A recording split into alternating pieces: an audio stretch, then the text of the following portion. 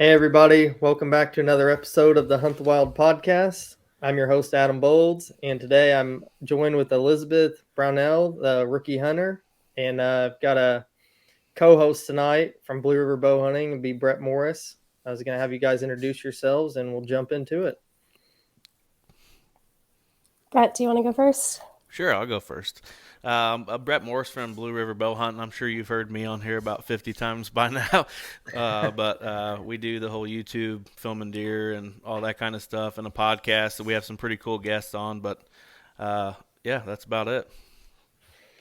Gotcha. I'm Elizabeth. I'm 25. I started hunting last year, so I kind of just created an account that I could document the highs and lows. Because for me, as a first generation hunter, it's been a crazy mix to kind of fall in love with it as I did, and it's a passion for most people I talk to. So just happy to be back on here and talk about the crazy season I had. So. Yeah, so Elizabeth was on episode 5, and we talked about kind of her first season and kind of some of the experience she had on there. But when she was on here, I told her we'd get her back after season. I know you're still out hunting and stuff, but we're just going to kind of recap what you've been doing so far. I know you shot a pretty decent buck too, so we're going to cover that. Can you tell everybody kind of how you got involved in hunting in the outdoors? I was always kind of outdoorsy, like hiking and camping. I thought I was at least. And it wasn't until COVID, I was vegan before COVID. And then kind of with COVID, I wasn't sure the availability of going to the stores. So I knew I needed to reintroduce meat into my diet. And I ended up moving to a new town, and I kind of just asked an old friend, hey, can you just take me out? I just want to see how you grab, how you actually harvest the meat from the animal. And once I went out once, I was like, all right, I went home, bought my license, and I was just absolutely hooked. And I was fortunate enough, with COVID and teleworking, that I was just hunting all the time. So I knew going into my second whitetail season, I was definitely going to have to save up PTO and just burn through it. So, So, so were you hunting? Were you hunting while you're working? Are you using your phone to work and sitting in the stand? Or? Last year I definitely was. Yeah. I'm Yeah, not with that company anymore. So I can actually say absolutely, I was not the best employee, but yeah, this year definitely it was a lot harder to take off and I traveled 3 weeks of the rut. So that kind of sucked. So just, yeah, working around that. so I know last year you were kind of just getting your toes wet and everything, and kind of just getting the feel for what all was kind of going on and how everything works. And did you have any goals this year, like when you first started? I know you probably didn't the first year. You're probably just trying to figure everything out. But going into your second season, do you have anything in mind that you wanted to accomplish? Yeah, absolutely. I ended up seeing my first buck the very last day of the season in 2020. So gosh, the buck fever was so real. I was just like, all right, my only goal for next year is to harvest a buck. And I knew, a goal of mine was I'd be moving from, primarily hunting private land to kind of being on my own and hunting with my own weapons and on my own terms. That was a big goal of mine. So I knew I was going to have to hunt public. So just trying to it is a hard transition to go from private to all public. That was insane for me. So I'm happy to say it worked out for me. And, it was definitely a learning curve that I think I'm a lot more comfortable with now. Yeah, Brett kind of got a little bit involved in that public land game this year, and he found out too it's a little bit wild westy out there. Yeah. Yeah, I was mind blown. You hear stories about people having encounters with other people and blah blah blah, which I knew that was part of it going into the trip that I took to Ohio, and I didn't realize that it was going to be like that. I'm not joking when I say I walked a mile and a half into some of these places, try to get away from that, and I did research on some of the areas that I went into, looking for saddles and, ridges and all that kind of stuff. And it seemed like the further that I got back, the more people that I ran into. And then some of the stories that come out of that are just unreal. Like that story that I told on, I don't remember what episode it was that I was on here with you, but that guy running through with the crossbow and all that. Yeah. Like I just it put a sour taste in my mouth if I'm being honest with you when it came to public land. But I'm gonna give it some. I'm going to give it some more chances coming this year. I'm going to do some more traveling, and I may stay away from Ohio this time. Maybe you just got a bad spot of ground. Who knows? So, I know, like, I follow your Instagram stories and stuff, Elizabeth. I know that you upgraded on some gear. You got some new stuff this year. Can you talk a little bit about some of the stuff that you bought and you used and kind of how you liked it or you hated it or bad experiences you had with it? Maybe, I don't know. Yeah, and I would just say not even like new gear, just like as a new hunter, like just had there's so much stuff I have to buy, and I feel like I hear a lot of people say like, "Oh, like people are just trying to keep up with like the latest and greatest." But like straight up, like if you're just starting from nothing, like it's a lot. Like I don't even want to like think about probably like all of the money I've spent. Like that's not a number I really want to find out. But I know we had talked last time. I was going to be using a self climber this season, which was different from last year. Um, my thoughts on that, I don't know, man. It's kind of tough because I got this mini Viper by Summit because Yeah. it's the lightest one, right? Like it's one of the lightest ones on the market, and I was like, perfect. Like Light. yeah, like Yeah. right. Like I have, Corner drop. I'm a smaller frame, so like this was the lightest option for me, and I was like, okay, like I have some back issues, but like I'll figure it out. I knew I was gonna be hunting public, so same thing. It's like I'm miles on public land, and it's just not really realistic for me at least. Like it definitely made me think about what I was carrying into the woods, like what is a necessity and what isn't. Um, the self climber, I don't know. I'm just not it's good. It's just not great. Like it is loud and How do you we've Brett and I have talked about this too. I really love my Summit. I have the same climber. I love to sit in it. It's super comfortable, but godly, I hate packing it. yeah. And how do you like the backpack straps on it? They're pretty terrible, aren't they? They're terrible. So I switched them out with muddy straps, and those are honestly just as bad. So Oh yeah. I don't know The what ones people that are come using, but the ones that came with mine, just it's like one rope and it wraps around one of the like the stirrups on the bottom of the platform.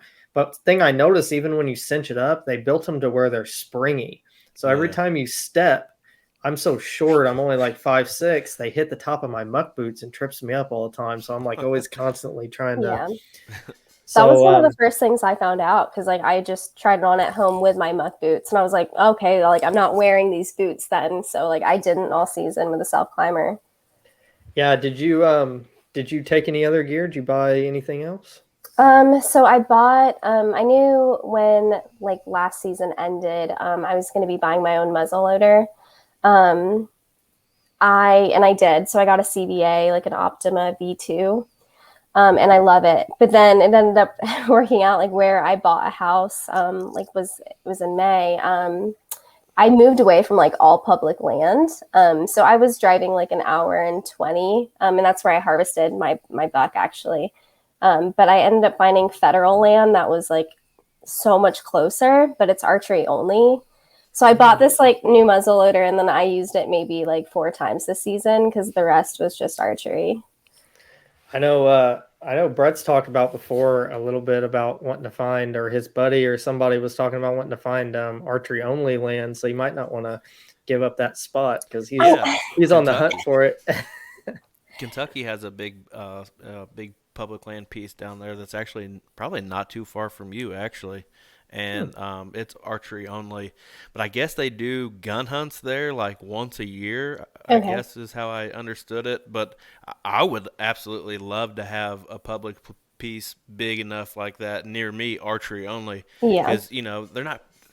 There's diehard archery hunters, Yeah. but gun season brings a whole nother type of I person out in mean, the woods. honestly, like it was kind of, I know it's like, I don't want to talk about it too much, but I'm also like one to like, I want to share information with people, like, even if that, I don't know how that's going to work out, but I got super lucky. Like it's archery only, but there were 3 units within probably like 30 minutes of me. but they're check-in, check-out system. So like I can see who's on there. Oh, that's And awesome. literally the whole season, like there was minimal pressure. Like it was maybe like even on the busiest day, there were still 2 open slots like left. So um, I am going to be hunting. Like that's my plan for next year, honestly. Like just literally all archery. I'd say that's a pretty good plan. Now, is Yeah. there like going from your your first season into your second season? I can only imagine the information overload that you probably took as becoming a new deer hunter. Is there anything that you maybe heard about your first season, or somebody gave you tips on maybe something had to do with the rut or something like that that maybe didn't really click with you until the second year? Maybe you didn't really experience something like until the second year. Yeah, absolutely. And I definitely would attribute hunting public land to like my growth. I can already tell like how much I've learned and what I've been able to like put into like practice. But I would say the like literally the main thing and the smallest thing that I don't think people would think about is like my first year I was hunting with other hunters who knew what they were doing and it was their land. So they already had stands up. I didn't really have to like scout land. I didn't have to like look for deer sign. That wasn't like a big thing. I was just right. It was like go in the stand and I'm like, okay, this is what I'm gonna do. And so this year was just totally different and like actually putting into practice like looking for sign like although now it comes so like naturally I think like that was just a weird shift to actually like okay like this is what I'm actually looking for and like being able to know it prior and then to actually like doing it in the woods like that was big for me. So So I want to go back. I want to backtrack here a little bit. Have you ever talked about or thought about saddle hunting? yeah, so that yeah, absolutely. um Again, I liked the self climber. I think it's good for certain situations, but especially like now knowing that I'm most likely going to be hunting like solely archery. um and again the weight factor, it's just it's a lot on your back. Yeah, that's like kind of my only goal for next year is like saddle hunting. Yeah. Do you know what brand you're going to go with yet? Or No, it's like every single time I watch like a podcast or like I'm listening to someone explain their setup, it's like it seems like a lot of components, right? And so everyone that I've heard from really is like using different different parts of the system from different brands. So every single person I listen to, I'm like, oh, like they switched up those brands. Like they're using Lone Wolf for one, and then another one for the climber. So like I have no idea, honestly. I was actually going to reach out to some companies and be like, look, like this is what I'm trying to do. Like I'm trying to be educational, and like maybe let me try your stuff and like you know like I'll do a good review or something. I've been looking at I think it's like Cruiser brand Okay. something. Yeah. So I can kind of compare those to like Tether and I something that say I that's like what I'm about. looking at is tethered. Yeah. Yeah, something I liked about the Cruiser is like the mesh that you sit in. I see on Tethered and stuff, it's kind of like fixed when you sit in it, but the Cruiser actually you can pull it down like past your butt, like you can pull it down or adjust it up. And for me, I like to sit a lot, so I think I've heard that that's more of the more comfortable saddles. It may weigh a little more, like ounces or something, but when you're used to carrying a big ass climber, it doesn't really matter. Yeah. So I wanted to dive in and get the full story of your buck. Um, I just saw what was on Instagram, but I feel like I didn't get all the fine details. Would you want to talk about that? Yeah, definitely. It's like I couldn't stop talking about it, and like anyone who would make eye contact with me, I'm like, guess what happened? Like I shot my first buck. But it was basically just absolutely surreal. Like literally the coolest thing that's ever happened to me, and I don't know. Like I think that's why people get addicted to hunting because like I can only imagine like this was just such a big deal for me. So like I'm excited to continue that kind of hopefully that kind of pattern, but it was on public land, and I had only scouted that area like maybe the 2 weeks before. And I saw like a giant doe walking out like right behind me, basically. And so I was like, you know what? Like, it's not too far from where I'd parked, but like, we're going to try it out. So it was me and my boyfriend, and we went out and basically I had my crossbow, he had his compound. and it was maybe 7:30 in the morning, and we had been there all morning, basically, from before it was dark. But he walked out maybe like 70 yards to my left. And he just like, I'd heard people say like when a deer like plays its part like perfectly, but like I'd never seen it actually happen for me. And this was just absolutely insane. Like he played his part like perfectly. He walked out to my left and just, kept walking until he was right in front of me. It was a 15-yard shot. I had to take my time and kind of like duck a little below a branch because I couldn't differentiate like the brown on the branch and the brown on his body because like that's how close he was. And so I ducked a little and he was still just like staring right up at me, and I took the shot, and it was that quick. Like it just, everything that happened was absolutely insane. And I went from like crying to laughing to like, oh my gosh, that was a good shot, to like, oh my gosh, did I even hit him? Like it was just, I was absolutely all over the place. And like, I literally like heard him drop because he only went like 40 yards away. But I like couldn't see him because he was in a thicket. So I was like, what was that? Like, did he just trip? Like, I'm still crying, still laughing, like shaking, just shaking so bad. It was absolutely insane. Like, I just couldn't have believed it. Like, I was going to ask you if you got the shakes. I always, that was the first thing I asked him. I was like, was I shaking? Like, I thought I handled that great. He was like, yes, absolutely. You were shaking like really bad. I was like, oh shit. Okay. I'm one of those guys that gets the shakes afterwards, like a minute or two after the shot. Then like the adrenaline hits me, and I'm like, I have a video of the buck I shot this year that I just took on my phone, and you just like, you can hardly see me because I'm shaking so bad. But it was like a couple minutes after the shot. But I see those antlers. Once I decide, I try not to look at them anymore because it'll mess with my head. Yeah. And that was the funny thing. Like I remember I turned around and I was like, oh man, he was tiny. And he was like, no. And I was like, yeah, I think he was like a spike or like a 4. I was like, I don't really know. Like I was prepared to shoot a doe that morning. Like I was ready for like really anything. It just so happened that was the first deer we saw. And so, I tracked him, and again, it wasn't far. Once I saw like he was an 8, I lost it. I think that's when I actually like realized like what had just happened, like what I was just able to accomplish, and I lost it. Like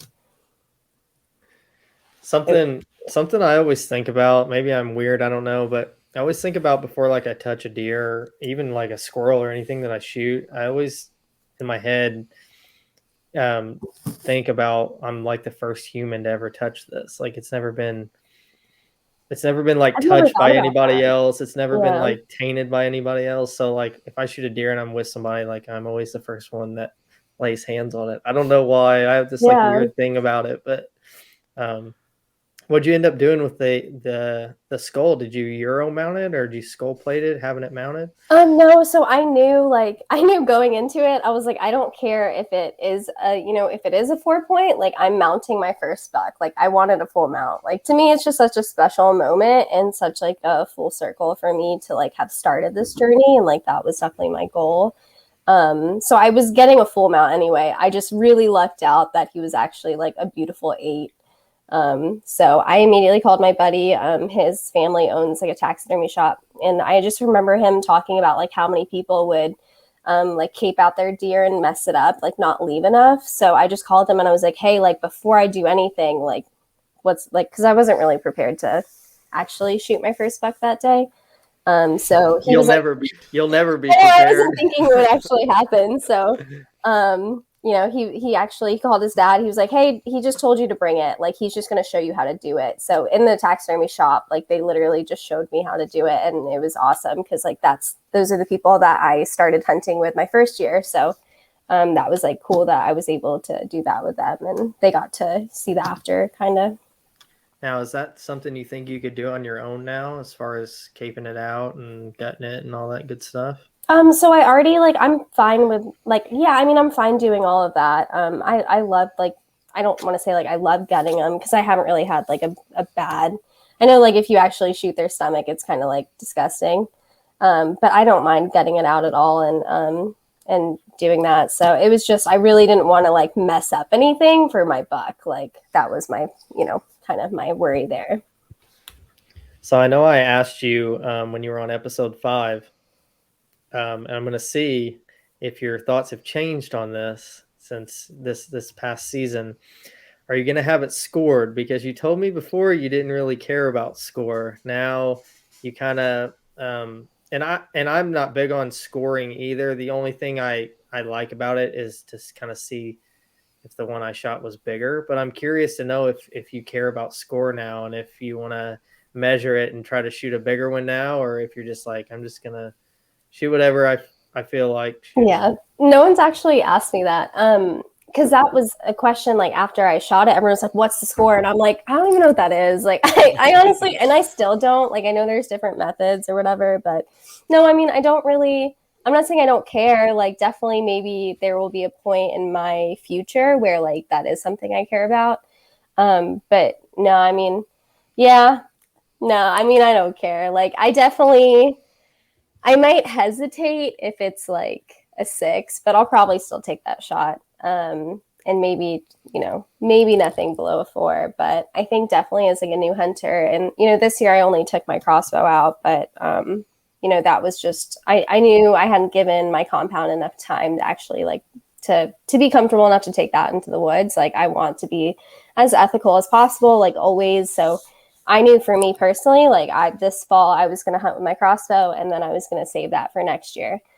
So I will be hunting with my compound, and so I think you kind of have to put those reps in and like not be picky about what you're shooting. But that's just my opinion. I know some people even like told me they were like, you should have let him walk. I'm like, you're batshit if you think I was going to let him walk. Like, So I'm gonna have my buck from this year scored. I think I've never had one scored, but he's my biggest, and I don't know. I think I want to go that route with him, but I know Brett's big into having this stuff scored, and he can like score them on hoof and be within like a quarter of an really? inch and I'm everything. pretty good at scoring on hoof. And it's not even that I care, so much about it's got to be a 130 plus or something like that. Because in the last 2 years, I've shot deer. Both the deer that I've killed back to back years have been under 130 inches.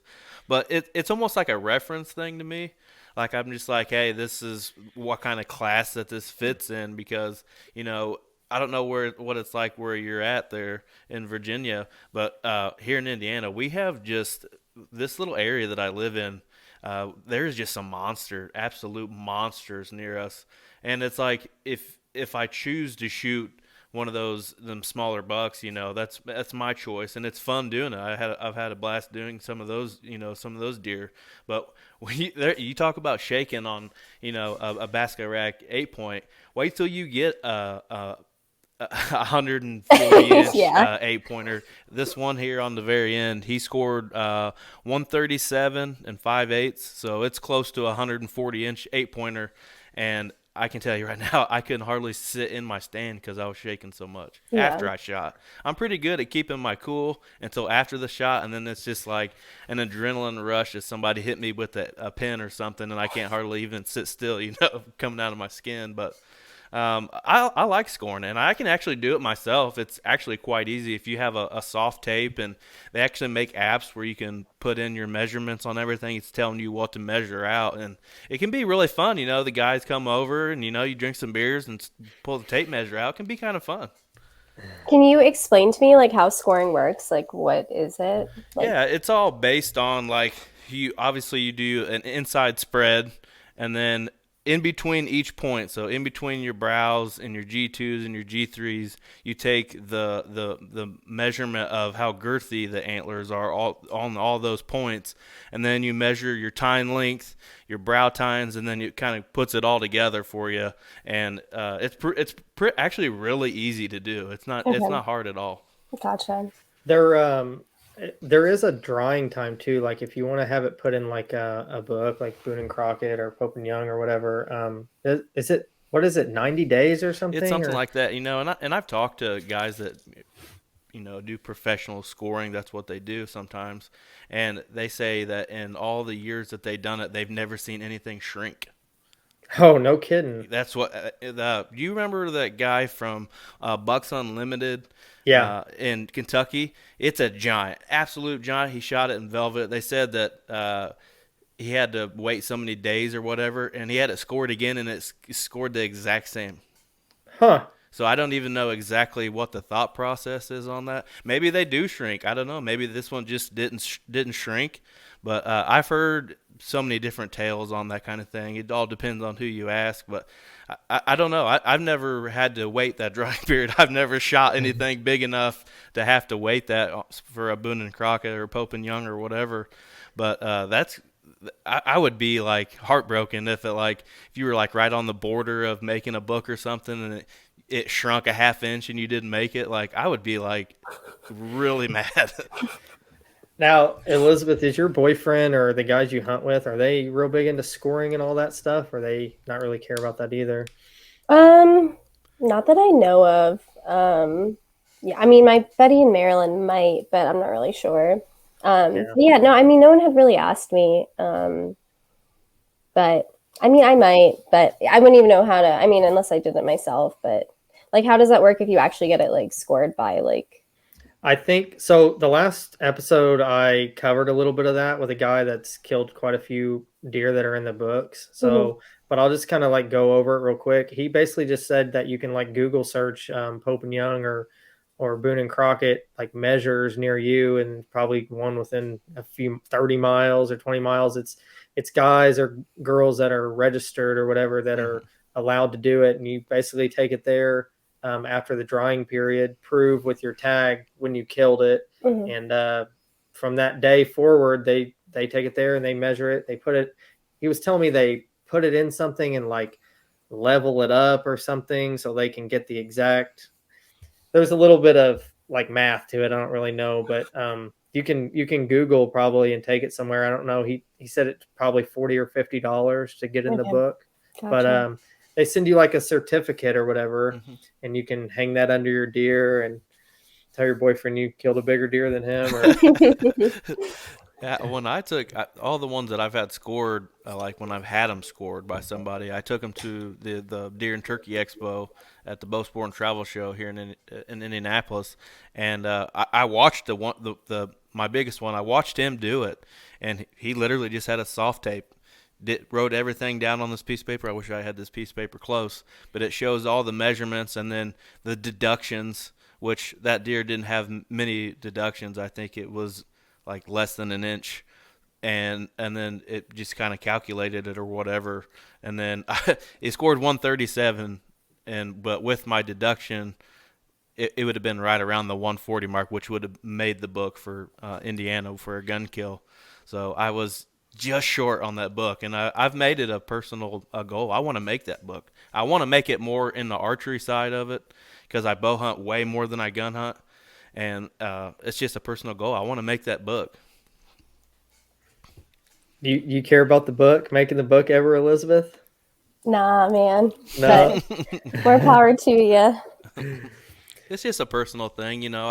I put a lot of time in on my whitetails. It's not a 4 month thing out of the year. It's a Yeah. 365 days. I'm running cameras, you know, and everything like that. And I wouldn't even say it's like a dick measuring contest if that's what you want to say. It's Yeah. just something that I have. It's a goal of mine that I want to make that book, especially with my bow. Yeah. So I know you do Instagram stories and all that stuff, Elizabeth. Have you ever thought about breaking out a camera and taking it? So I actually, it sucks that buck I killed. I got it on my GoPro, and then I lost the SD card. Oh no. So it was I'm still kind of like, healing from that hurt. But no, I do want to self film, and I think that's another reason. I think it might be easier in a saddle, or so I've heard. So I think I am going to make a YouTube channel and just try it out. Yeah, because I mean, I don't know. I think I've just been like making excuses not to, but I think it is like, I think I could make it something. So I'm going to Yeah. try it. It's a lot of fun. It's a lot of work, but Definitely. 'cause sometimes when you film, you're thinking like, what the hell am I doing? But then when you plug the SD card into your computer and you have all that footage, it just like instantly, for me, it makes it worth it. Yeah. And I think the big thing is like, I'm still so new. There's still so much I'm learning. So it's like I made a lot of mistakes like this year and I learned from that. But then I'm thinking like, okay, like, self-filming is something I really want to do, I don't want to be focusing like on the camera and then, mess up where, I'm kind of doing that. So it's definitely going to be a learning curve, and I definitely want to get ahead of it, but still kind of just trying to map everything out and actually like plan what I want to do and what I want to focus on too. So I know you ended up shooting a doe after you killed that buck. I want to kind of talk about that situation. I'm not going to say anything. I'll let you tell the story, but I think it's interesting, and I read the story on Instagram and all that stuff, and that happens more often than not. I think you just don't hear a lot about it because people are scared to share when they, maybe make a bad shot or make mistakes. But that's what we're going to talk about here because we're raw and unedited. So.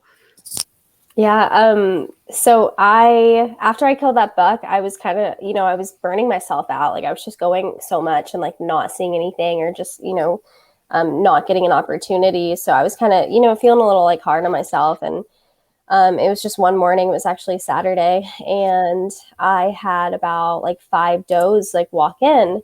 But I was like, you know what? Like they looked, majority of them looked pretty young. And there was one that was like on the bigger side. So I was just like, maybe a buck's following them. Like, I'm not sure, but I'm just going to say, I'm not going to take a shot. And I made that decision early on. Like I saw them from far away coming like right towards me. And it was this like beautiful spot, like it's just like the federal land I've been hunting, like it's really thick. So I had found like just like a perfect opening, and this was my first time sitting in it. So it was around like 9 that morning when 5 does just like kind of ran in, and I wasn't going to shoot. So I was just, just watching them, just sitting really patiently. And then I was like, why am I not going to shoot? Like I'm trying to fill my freezer, that's actually a nice looking doe. I was like, they're right in front of you. So like now is probably the time. And so because they were so close to me, like I just remember just trying not to move, and like a couple like there was one actual like fawn, so she just kept like eyeing me, and I'm just like, I was just gonna try for it. And I'm still not sure like if they were just so close I wasn't, I'm not really sure if it was a bad shot or if I was so close and she ducked. But I spined her and the other ones ran off, and I immediately knew what I had done. And I mean, I think I make it pretty obvious. Like I'm pretty honest about, like, I'm pretty emotional. Like I cry a lot, like on my social media, because like, it's just like hunting comes with so many emotions. So like, I'm not afraid to show that. So I immediately am like, oh, like, what have I done? Like, I immediately know like she's trying to get up and she can't. And that's just like not really a sight you want to see an animal in. And especially with hunting where you shoot an animal and then you find it later, and usually, it's dead by the time you track it. I had never seen like an animal like struggle like that in front of me. I don't know how I got down out of my tree in the self climber. Like, I'm pretty sure I just slid down it. Like, I don't think I really like took any kind of, I just slid down it, and I immediately reached for my knife, and I don't have my knife. And I'm like, okay, like, I don't know if that's what people do. I've heard people do that, when they spine a deer. So I was prepared to like, I probably would have been traumatized from that alone, but I was prepared. Like it had been a minute since I'd taken the shot, got down the tree. And I just kind of like pulled back my crossbow, which I had never done before either. Like I always have to put the, like the things around it that you pull it back. Because the poundage is too high for me to actually pull it. So, and I didn't have that either. So like, I literally just yanked it back, like shocked I could do that. And I took a second shot and it was over. So like from first shot to second shot, it was like maybe 2 minutes, maybe. But for me, it just felt like an eternity of like, what have I done? Like, that wouldn't have happened if I would have just taken the shot from like when, I was comfortable and when I like, saw them walking into the area, like, but I don't know, like it was on me. And I obviously was able to harvest a doe, and that's meat in the freezer. But for me, it felt so like somber that I didn't like, it's not really something you celebrate. And I just felt like I had heard people talk about spining deers, but like, again, I can hear people talk about it, and then until I experience it, like that's just something that's totally different. And I handled it with the best of my ability. I think I learned a lot from that whole day. Like it was it was a little intense. Now, do you think if that was your first deer you ever killed and that happened, do you think it would have been over for you? Absolutely. I could absolutely see how someone could see that and be like, nope.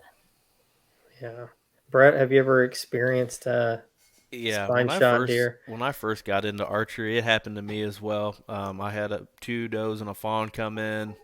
I shot the head doe, the first one that came through. I hadn't really killed many deer at that point with my bow, and I think it was just, and it might be the same kind of thing for her. I think it might have been the angle that I was shooting because she was 15 yards maybe, and I didn't compensate that for that angle enough, and I did spine shoot her, and I had to sit there and watch her kick around on the ground for a while until eventually I did the same thing she did. I went ahead and threw another arrow through her, and and then she expired. But I think what would have really messed somebody up, and I tried not to let it play out in my head as much, as the fawn was with her. So the Mm. fawn wouldn't hardly leave her, until I got down. So, and that made it tough. And then I realized that you got to practice, and it don't matter how much you practice in your backyard shooting at a target. You need to practice from elevation. You need to get that compensation of that angle down, or you're going to have that happen to you probably quite a bit. Now, do you use a rangefinder, Elizabeth? Yeah, I do. Yeah. I've got one that I use, but it doesn't compensate for angles, so it's Same. basically always off. Yeah. But I've been kind of looking into those, but they're a little pricey. But I was just kind of curious if you had one that compensated for angles, because that's another way to kind of fix that. It's not totally foolproof, but Yeah. I actually just I won a pair of Bushnell. They're like the Fusion X range finding binoculars. Nice. nice. Yeah, I got super lucky. So that's what I'll be using next fall, and they're really nice. So I'm really excited to break those in. I bet. I've been eyeballing those Vortex range finding binoculars, but God, they're like $1,600. Yeah, I the really Bushnell want them, ones but are they're 700. So I'll they just reach out. stick. I'll just stick to my Bushnell binoculars, and then I got the old school rangefinder too that I keep in my safety harness. And I think I'm so used to it not compensating for the angle. I think if I had one that compensated for an angle, it'd probably Yeah. screw me all up. I wouldn't know what to do if I ranged a deer, and and I'm only gonna range it if I think that it's past a certain distance. Because most of the time I get up in the stand, I'm ranging stuff, like, yeah, and if I'm hunting fixed stands, I kind of know those spots already if I'm hunting the place multiple times. So it's only if I'm really not certain on what it is, and then I'll hit it with the rangefinder. So do you have a distance that you will shoot out to with your crossbow? Are you 40, 50 yards, or are you closer than that? so my crossbow, I knew I personally didn't really want to push that past 40. Mm-hmm. And honestly, my compound like 30. Yeah, that's exactly. I use a crossbow and a compound, and I'm the same bow. I don't shoot very rarely. I don't think I've ever actually shot a deer with a compound over 30 yards. It makes me kind of nervous with all the twigs and stuff. But I shoot low poundage, so I don't have a lot of that umph. Maybe like bigger guys have with pulling 85 pounds or whatnot. Yeah. I got lucky this year with my Ohio story. That's kind of the first time that I've really pushed that limit. But I shot that buck in Ohio this year at 41 yards, and that was through some thick stuff too. I had to wait till he got in kind of a window there, but I think before that my longest was about 38 yards with my compound, and I'm shooting like 65 pounds, I think. Nice. Would you would you have took that shot, Brett, on that deer had it been a Pope and Young? Yeah, probably. Yeah. Yeah, probably. I'm just curious if you would take the same shot on a smaller buck or not. Didn't know if that persuade your decision. No, I mean, I was all caught up in the moment, and anyways, and I practice a lot at 40 yards, but that's about my mark as far as I'm going to shoot with the compound. But I'm pretty comfortable shooting at 40 yards, and when you're in an elevated stand, 40 yards, you really don't need to compensate for your angle because it's kind Yeah. of arching in there anyways. So you can kind of put it right on there like you're practicing off your back deck or something, you know. So I think I would be very comfortable shooting at a big buck at 40 yards. So your deer season's pretty much over now, huh, Elizabeth? You're out duck It hunting. ended January 1st. Yeah. So just got over. So now I see that you're out chasing these ducks, right? So I Yeah. don't know anything about duck hunting a whole lot, so that's why I brought Brett on here. He's a duck slaying guy. So I'm gonna have him take over a little bit, and we're gonna dive into some duck hunting and see if I can learn something. There you go. So what got you into waterfowl? Who got you into Um, waterfowl? I wouldn't say it's like what got me into it. I think like since I started hunting, I am on like this quest to just try everything. Because I was so wrong about hunting in general. So like what else am I wrong about kind of thing. Like I do want to try predator control. Like I knew I wanted to get into waterfowl. Turkey, that was last spring. So that was my first time doing that. So I knew it was going to happen. It was just like a matter of time.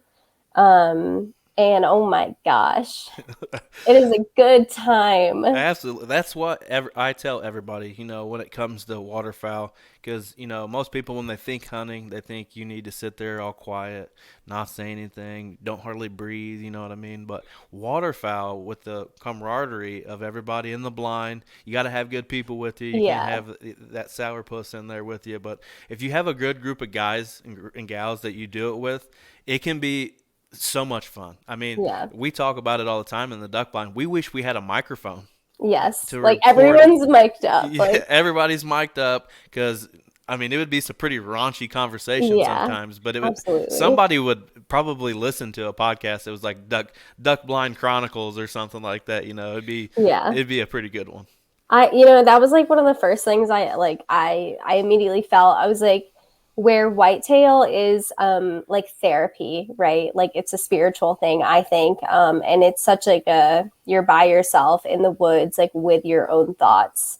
If whitetail is therapy, waterfowl is a freaking party. Like I immediately fell in love, like, because it is so like it's just fun. Like it's just such a good time to actually talk and like not worry about like your scent, and like it's just not like it's not what anything I'd ever experienced. So I mean, it is just such a good time. Like now I'm just trying to anyone that's like DMing me, they're like, oh, I hunt in Virginia too. I'm like, cool, like can you take me out? Like I need to do it more. So Now, are you what kind of duck hunting are you getting into? Are you hunting big water, big lakes, rivers, small marshes and so ponds? so far I've only done divers, and it was kind of like in a creek, like off of a bay kind of. Hmm. So that's all I've done so far, and that was out of a boat. And it was only in Maryland too. Like I am trying to like before the season ends, like I want to get on like my first like Virginia duck, like in Virginia. But so I've just been driving like an hour and a half up to Maryland to hunt with my buddies. So And that's fun too, because we've done a lot of diver hunting over the past few years. It's all big water, where you take the boat out on the lake and find us a spot and put diver lines out and mhm. all that kind of stuff. But there's nothing like it wasn't last weekend; it was the weekend before. We were talking earlier, I think, before we hit the record button on a lot of the weather that everybody's been getting, and it's been super cold here. So all of our ponds that we've been hunting and stuff, they're all locked up. Mhm. So we found this river spot, and it's always like the last hunt of the year that we hunt this place because all the ducks want in this river because it's not froze. Mhm. It's a constant moving, and we had some rain and snow the week prior, so it was kind of higher than usual. But we shot almost a 5-man limit in just under 2 hours, I believe. Oh wow. Yeah, and it's like it's hard to explain that to somebody because it's nonstop action, But you also, when you have that many birds, you need to pay attention to a lot of things because, if say somebody we shot one more hen than we needed to, that could get us in some real deep trouble, and I don't want to go down that road. So, Yeah. like when we started stacking them kind of numbers up, it's like, okay, let's spread these birds out and put them behind everybody, and make sure we're right on our limits because Yeah. when you get into that kind of thing, which I was explaining to Adam earlier, that doesn't happen a lot. Duck hunting, sometimes you may go and you're having more fun than anything. You may not even see a bird. Yeah. But I mean, literally, the first time I went, literally, it was 4 people, and only one bird came in. Like that was literally, and that was the one bird of the day. So like, I just thought it was the coolest thing ever. Like, so For what was like? What would be a for somebody new getting into it like yourself, maybe just having 1 year under your belt? What's a tip that you would give somebody that was getting into duck hunting? oh gosh, honestly, I have no idea because like it is kind of I'm almost in the same situation as like my first year where it's like I'm hunting on not private, but like I'm hunting on someone else's terms, right? So it's like I'm just hoping that there's a spot open that like someone will take me basically. So I guess my tip would be to find people to take you because honestly, like that's a question I have for you. Like if you is it always like a group thing? Like I've seen people kind of like hunt like off of a kayak, which I feel like that would make sense for me. But even that, like then I'm assuming I have to get my own decoys. Like it just seems like a lot. Like it seems like there's a lot more into it than whitetail almost. Yeah, we definitely we kind of just have a group of guys. There's 4 or 5 of us, and that's kind of like a thing for us. We don't really hunt without each other, Mhm. But the big thing on waterfowl, and anybody that waterfowls what can attest to this, you have to put in your work as far as scouting birds. You got to find the Yeah. birds and then get on them. It's not like, well, we're just going to go hunt this hole today. Maybe we'll see something. That might work early season, maybe when you haven't had a lot of time to get after it. Mhm. But like right now, with duck is actually out for us. But one of my buddies that we all hunt with, he found a place that's loaded with geese right now. He picked up permission. This weekend we're getting on what seems to be several thousand honkers this weekend. So Really? I'll Okay. probably be covered up in some Indiana corn-fed honkers this weekend. That's awesome. Goose is definitely something I want to try too. And ours goes out the end of the month. So like I'm just literally like I'm just trying to get someone to take me before it goes out. I need to get Adam up here in the duck blind. Absolutely. I mean yeah, like honestly I will never I don't think whitetail will ever not be my favorite, like my number one choice. Because even I felt like I was like almost cheating a little. It felt a little dirty. Like I felt like I was like, but it was just so much fun. Like it's such like I can imagine like, yeah, if you just had like a solid group of friends like to do that with all the time, like that would just be amazing. Definitely.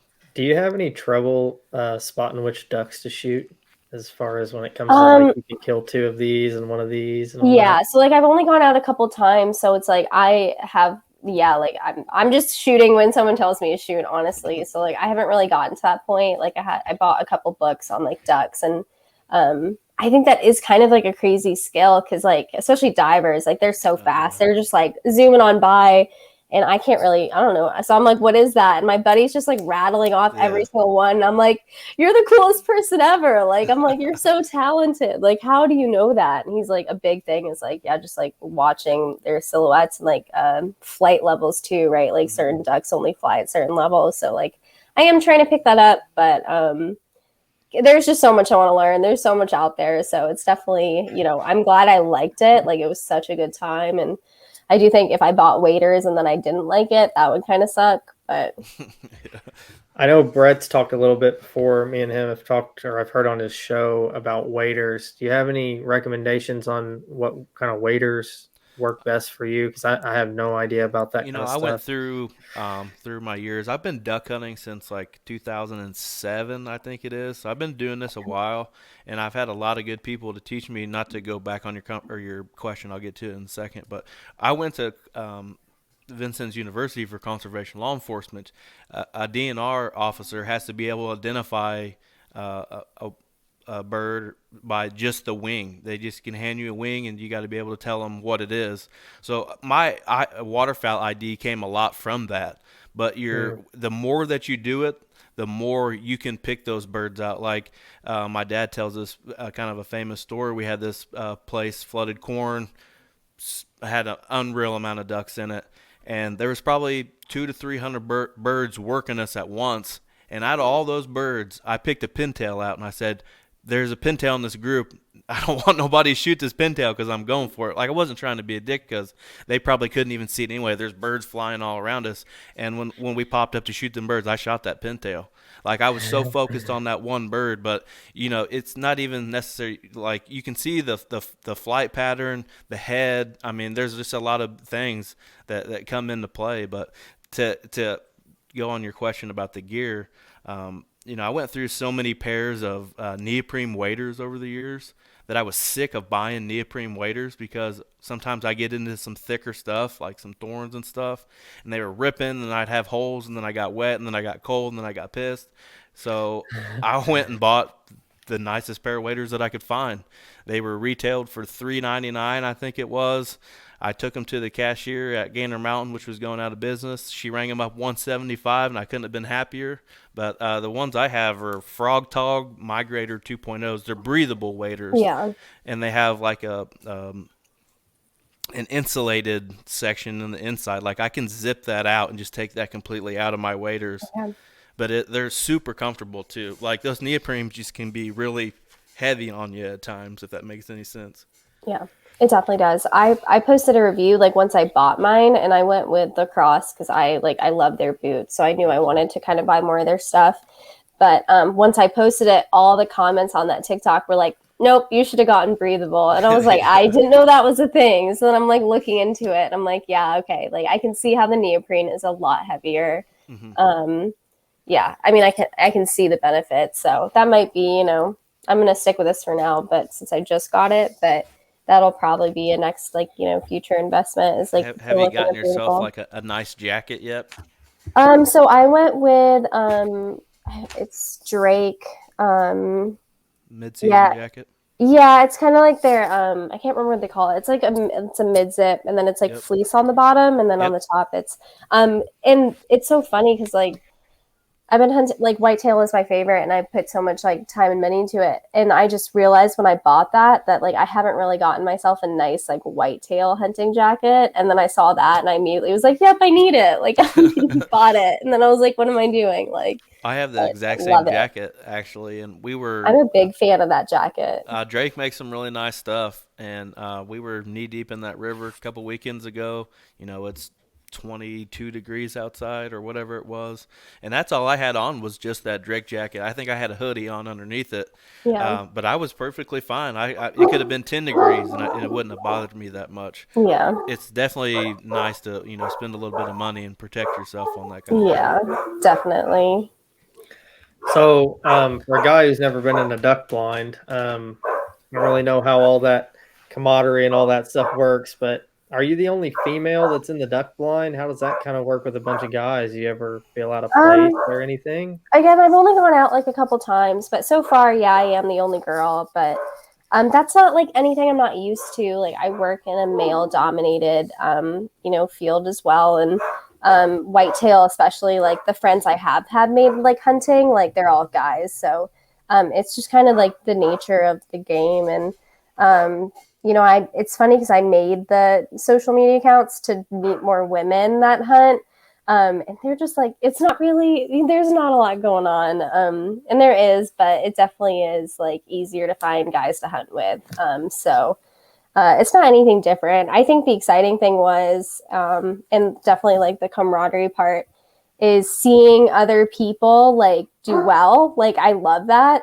So like even if I'm missing, but other people are nailing them, like I'm just as excited for you. Like I'm a really good like teammate kind of. So it's like I want to see you succeed just as much. And for someone who's not used to duck hunting, like going into that environment and seeing people thrive, like I live off of that. Like it's encouraging to me. So I mean that's definitely interesting. So, do you have any plans for the future to travel to other states? I know you talked about going to Maryland, right? You do Yeah. go to So Maryland, but are you going to make any long trips like Indiana or Kansas or Iowa or out west, Kentucky, anything? I don't know. The only reason I hunt Maryland is because I work like right on the Virginia Maryland border. So it just makes sense. They have a longer season too, so it's like, the plan was to get out for their whitetail season, but just didn't really have too much time and it is kind of a drive. So um I hunt Maryland because it's convenient and my buddy's up in Maryland, so I definitely any opportunity he has, like I want to try to go up there. So Maryland's easy because it's next door, but last year, I hunted South Carolina for spring turkey, and that was fun. As far as planned trips, though, like no, I'm not really sure. It's like I want to. We get 6 tags in Virginia for deer, and so like obviously my goal at some point is to actually be able to tag out. That would be insane. So it's like I want to put in the time in my state before I start like focusing on other states. But eventually, yeah, it's definitely I'm going to go out west for some elk and see how that goes. So you said you want to try it all, right? I do. I want to know what your dream hunt would be. Yes. Okay. So I've always said for my 30th birthday, like I was gonna buy myself a pair of boobs. Like it's my money. Like I'm an adult. Like that's what I want. Then I started hunting, and I was like, actually, instead, what is so much worth the money is like a moose hunt. Um, so expensive. I would rather do Alaska than Maine, but I actually think like for my 30th, I'm gonna try to do that. So that's what I'm Wow. gonna do. I know it's like the character arc. It's like big change for me, but What's a hunt like that cost in Alaska? Do you know? Have you oh, it's researched it at all? disgusting. It's It's like absolutely 20,000 or disgusting. something. Yeah, for an unguided, like maybe 10 grand. For guided, it's like 25. My gosh. And so I'm like, well, I can't like I don't think I could just go do a DIY like moose hunt. Like that just seems like I would die, to be honest. But yeah, I don't know. I'm gonna make it happen. I'm gonna make it work. I thought and I could be wrong, and Brett, you may know too. Is it Alaska that you have to, if you're not a resident, that you have to go on a guided hunt? Not sure to be honest with you. I've never heard that, but I'm sure in some places it's probably like that. I'm sure. Yeah. I feel like somebody has told me that before, but I'm not sure. But I can see maybe why. I'm Yeah, I sure could I've never been to definitely see Alaska, that. but I'm sure it's very vast and easy to get lost out there. Yeah. Guarantee it. Well, we're kind of getting to our stopping point here. Can you kind of tell everybody where to find you on social media if they want to connect and chat, or maybe they have some suggestions, or maybe there's some new hunters out there that maybe need some suggestions from you? Yeah, on Instagram and TikTok, it's at rookie_hunting. So definitely try to follow me. And, I'm trying to, it's funny because I had a coworker like look at my TikTok. He like found it and he was like, it's not really educational. And I was like, dude, I was like, I'm trying, but like, I don't even know what I'm doing. So like, how am I supposed to educate people? Like, I'm really just trying to be honest about like the struggles I'm experiencing and like what it's like to jump into it, like from as a first generation hunter. So I am trying to be more educational, but I'm also just trying to just not stress out about it. So yeah, definitely give me a follow. Well, I appreciate you taking the time. I know we had a little bit of a time mix up, but I'm glad to get you back on so we could kind of recap it, because I'm sure there's somebody following your story and they've kind of been wondering what you've been up to. So, Yeah, um, absolutely. Brett, I appreciate you coming on talking duck hunting, because I don't know anything about it and I need a little guidance myself. So I appreciate that too. I appreciate you having me on again. I always like coming on and co-hosting. It's always fun. Kind of something different compared to what my show is, or you doing a show by yourself too. This might be Brett's 17th appearance on the Hunt the Wild podcast. I'm not sure, but it's always a good time. Well, we're gonna get out of here. I appreciate you guys, and I'll catch up with you guys soon. Take All care. right. All right, we'll see ya.